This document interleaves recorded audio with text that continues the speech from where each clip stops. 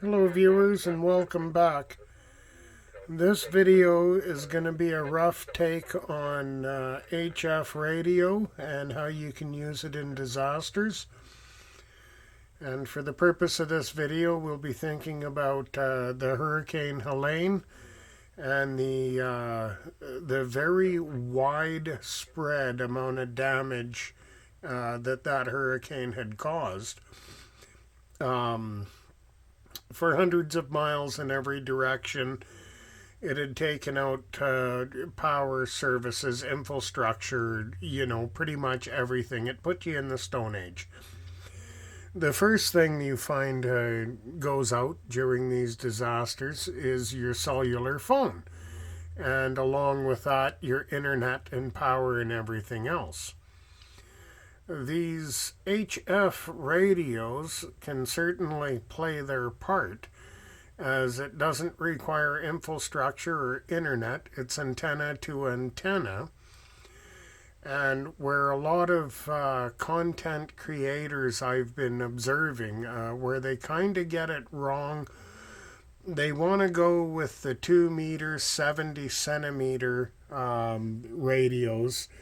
Local communications, use repeaters, and that's very good. I recommend doing it. I recommend buying a Bofung. As we look at what has happened in Hurricane Helene, there was a stranded individual who was part of a much larger group, just surviving town members, and things are not good for him. But because he had a UV5R radio and he knew how to operate the radio, he was able to put it on a repeater, call for help, and they were able to procure food and water and all kinds of other life-saving supplies that they needed. And I believe he'd even arranged for somebody in quite dire straits to be airlifted out. So, the UHF, VHF radios, your Bofung collection, they certainly have their value. And communications is logistics. Logistics is cooperation. Without communication, you're not cooperating. You don't have logistics, things don't get better. Now, this YouTube content creator that I'd heard had mentioned he wasn't interested in HF radio. Pardon me. So in addition to your Bofung UV82s and UV5Rs and your 2 meter 70 centimeter communication, ham radio or high frequency radio probably should not be overlooked at all. It is standalone antenna to antenna. This particular radio, the G90, has a 20 watt output, which is plenty of power for the bands it operates on. The ground wave footprint of this radio at even 5 watts is several times larger than the ground wave footprint of a handheld. So I can, before you even start talking about signals bouncing and things like that, I can cover the entire city of Calgary from a corner of Calgary. I'm only in the northeast corner. I can cover the entire city on 5 watts. And Calgary, land-wise, not population, is one of the largest cities in North America, the most, square footage. With that being said, I also tune into a repeater, or not a repeater, but I tune into the Aurora Afternoon Net, where I hear stations from all over the province. Whether the town or city or municipality is 50 kilometers away or 100 kilometers away or 400 kilometers away, 250 miles away. I hear it every night very clearly, and that's just my province. I get far more range than that.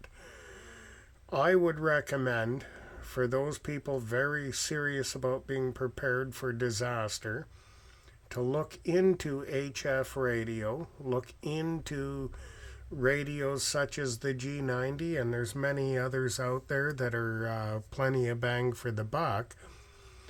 Learn how the signals propagate and how they work. As a radio operator, I can pretty much deliver a message anywhere I want it to be received, anywhere on Earth, without question. The question is the mode, manner, and method I'll use to do it. I could send the message into the region to another ham radio operator who is more local to the region, who can then send it to the right address or somebody neighboring in the area.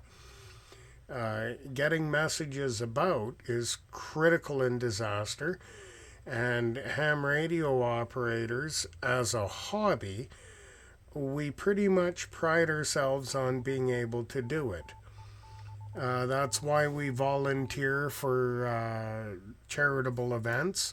It's why we hold nets. It's why we do field day, SOTA, POTA, and all the other radio communications that we do. And that does include signal hunting. So if you are, say, in an area we can't easily find you, if you're able to continuously transmit, not continuously, but on a regular basis transmit, we can actually hunt down your signal and come and find you. Even though you're not able to tell us where you are, you just have to be able to talk to us and we will get to you. Other than that, I don't have too much more to add for this video. I do try and keep my videos under 10 minutes the best I can. I just wanted to throw the hook out there and mention, don't discount HF radio for disaster. The ground wave footprint is amazing. And if you understand how to control the propagation of your signal, your ground wave is amazing. If you go to Nevis, you could have a 600-700 mile range in any given direction from your antenna, and they'll be able to get back to you just as quick. And then if you're going to lower your lobes and send them further across the ground, you can actually transmit right out of state to pretty much any location you want to aim your lobe, given band conditions and the time of day, where the sun is, the solar cycle. There are things to learn to be efficient, but that's why you take the plunge, you become a radio operator, and instead of just having a radio for emergencies, you have an understanding of how radio actually works to make you the best you in an emergency. Whether you're the person in danger trying to find help, or whether you're the person in a nice, warm, dry parking lot trying to deliver help to the person in danger. If you've made it this far, I thank you very much. That's about all I have for this video. Have a great day.